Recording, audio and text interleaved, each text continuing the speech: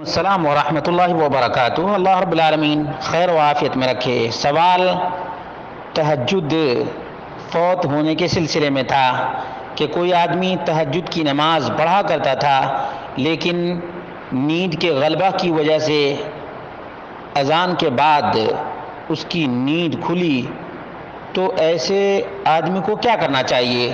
اس کا جواب یہ ہے کہ جب سورج نکل جائے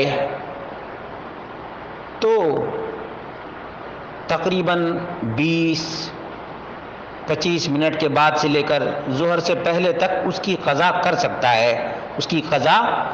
سکتا ہے۔ اس سلسلے میں ام المومنین عائشہ رضی اللہ تعالی عنہ کا بیان ہے، کان نبی اللہ صلی اللہ علیہ وسلم اذا صلی صلاۃ احب ان یداوم علیہا، نبی مکرم صلی اللہ علیہ وسلم جب بھی کوئی نماز پڑھتے تو اس پر ہمیشگی برتتے اور مداومت برتتے تھے۔ وکان اذا غلبہ نوم او وجع عن قیام اللیل صلی من النہار 12 رکعہ، صحیح مسلم حدیث نمبر 746، کہ جب اللہ کے رسول صلی اللہ علیہ وسلم کے اوپر نیند کا غلبہ ہو جاتا یا تکلیف کی وجہ سے تہجد کی نماز نہیں ادا کر سکتے تو دن میں 12 رکعات ادا کیا کرتے تھے۔ دن میں کتنی؟ 12 رکعات، کیونکہ رات کو اللہ کے رسول صلی اللہ علیہ وسلم 11 رکعات ہی پڑھا کرتے تھے، اور کسی وجہ سے نیند کی وجہ سے یا بیماری تکلیف کی وجہ سے اگر تہجد کی نماز رات میں نہیں ادا کر سکتے تو دن میں 12 رکعات پڑھا کرتے تھے۔ وهذا الحديث يشير إلى أن عدد الركعات التي يقضيها بالنهار يستحب أن يكون بالمقدار الذي يواظب عليه بالليل۔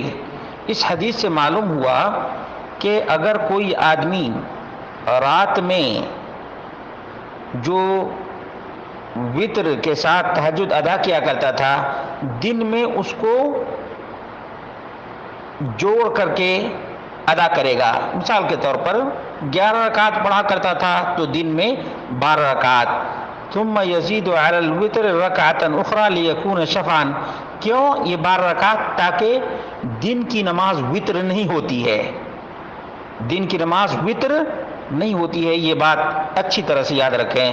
نبی مکرم صلی اللہ علیہ وسلم کی عادت مبارکہ کتنی تھی کہ آپ 11 رکعات رات میں پڑھا کرتے تھے، اور جب وہ 11 رکعات چھوٹ جاتی تو دن میں اللہ کے رسول صلی اللہ علیہ وسلم اسی کو 12 رکعات پڑھا کرتے تھے، جیسا کہ ام المومنین عائشہ رضی اللہ تعالی عنہا کا بیان ہے، قالت ما كان رسول اللہ صلی اللہ علیہ وسلم يزيد في رمضان ولا في غيره على 11 ركعة يصلي 4 فلا تسأل عن حسنهن وطولهن ثم يصلي 4 فلا تسأل عن حسنهن وطولهن ثم يصلي 3، اور پھر اللہ کے رسول صلی اللہ علیہ وسلم 3 رکعات پڑھا کرتے تھے۔ یہ آپ صلی اللہ علیہ وسلم کی تہجد کی نماز تھی، اور یہی تراویح کی بھی نماز تھی اور وتر کے ساتھ تھی۔ صحیح بخاری حدیث نمبر 1147، صحیح مسلم حدیث نمبر 738۔